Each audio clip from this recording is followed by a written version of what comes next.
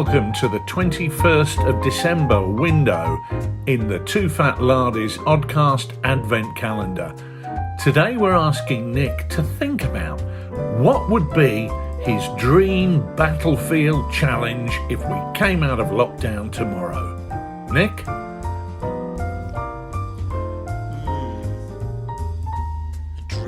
A dream battlefield challenge. Well, the last battlefield challenge we did was not exactly a dream, seeing as we started off in Grimsby, courtesy of Sid. But we had a fantastic trip after that to Holland, and a dream battlefield challenge. At the moment, going anywhere to do a battlefield trip would be a dream. Staring at these four walls as we have done for the last few months, I'm desperate to get back out there. I think personally I've cancelled 4 trips to Holland in the last 6 months, and at the moment I just want to stand in St Erdenrode in the churchyard there, to be perfectly honest, as a battlefield tour. That would be a challenge, and it would certainly be a dream, but I guess we're after something more exotic than that. So I think I'd love to tour some of the American battlefields. I've never been to the States to tour any of the battlefields there, and I would really like to do that. We have a good friend, of course, of the Oddcast, Andrew France. Hello Andrew, who's out there with the American Lardies, and we know that he is a battlefield guide at Gettysburg, so I'm sure that Andrew would take the hard work out of a battlefield tour for us and give us a fantastic tour of Gettysburg. I'd like to understand how the terrain works there. I think you never really understand a battle until you've stood there and just felt the topography, if that makes sense, because then you get an understanding of the distances and relative positions and things in a way that you don't get from a map. So I think Gettysburg would be really up there with me. Obviously Little Round Top and key places like that. I'd like to see where Pickett's Charge went in, etc. And I think if I'm sticking to the American theme, I would also be really very interested to go to out west to the Little Bighorn Valley, and see the site of the famous last stand of Custer and his men of the 7th Cavalry. Always captured as a romantic moment, but really interesting from a historical perspective. And I think there's been some very interesting battlefield archaeology that's taken place there in the last, 20 years maybe. To be honest, I don't think I'm up to date with the latest thinking about how the battle unfolded. I'd like to visit Reno's position, on the bluffs above the woods there by the creek, and see the movement of Custer's column around to Last Stand Hill, I think it's called, and to understand a little bit more about how that battle unfolded. Really interesting action, and one which is so buried in myth that I don't know if the truth will ever really come out.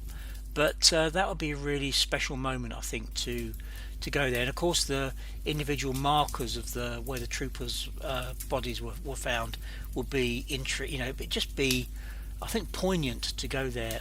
Not being an American, but certainly realising that the position that places like that can hold in history, and to walk that ground and just experience that would be fascinating, I'm sure. Plus, I'm sure we'd have a few nice meals and a few jolly beers on the way, which would be fantastic.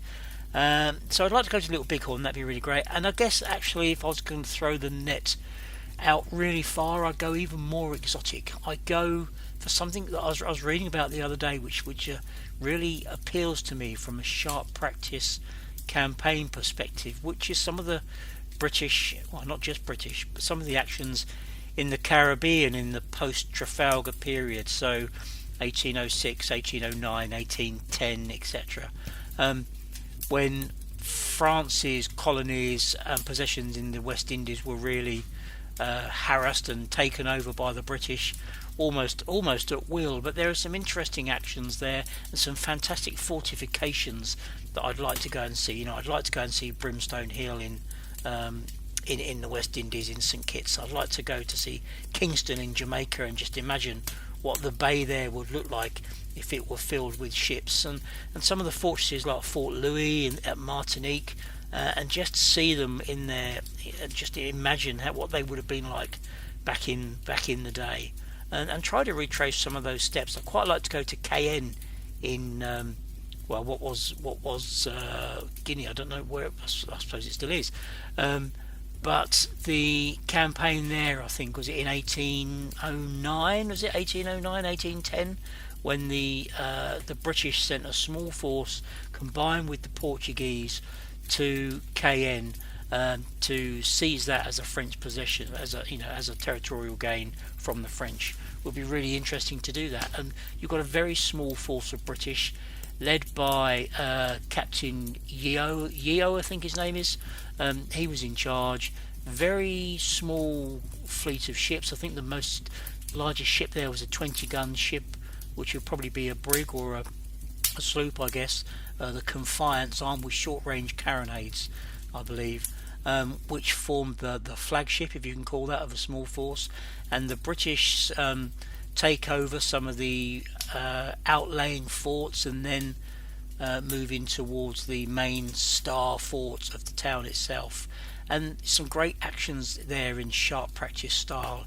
You've got something like 400 men on one side, 800 on the other.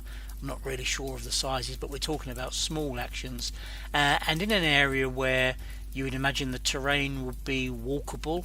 And I've got no idea, absolutely no idea what it's like out there now. It may even be that it's completely redeveloped and urban, and if it is, that's terrible shame. But to just be able to feel the history that would be in a place like that would be interesting. I mean, the thing that happened there, of course, was that the French sent a frigate to relieve the town. So this frigate appears offshore, and it's carrying something like 1,000 barrels of flour to help relieve the siege, and of course much needed by the garrison, who are desperate for supplies because they're besieged by the British. And the British ship Confiance there, which is only a very small ship, as I said, is, I think the guy who's left in charge is the younger brother of the captain. The captain and most of the crew are off doing their shore landing bits further down the coast, and this guy is left on the ship with about 25 other crew.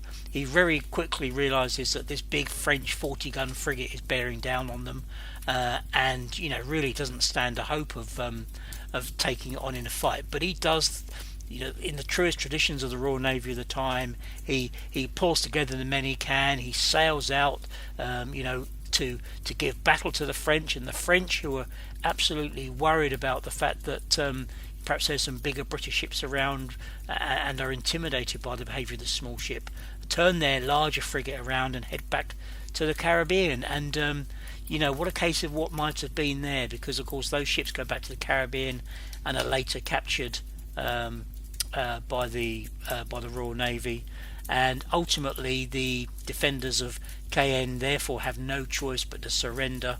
And I think in I think I said 1809. I think it's 1809. They surrender, and while the casualties in the campaign are relatively light, it'd be really interesting to go out there and to see that. And plus, of course, to be out in the Caribbean, that wouldn't be too bad at all, would it? So I'd go for something in the Caribbean, but then failing that, I'd go Little Bighorn and then Gettysburg.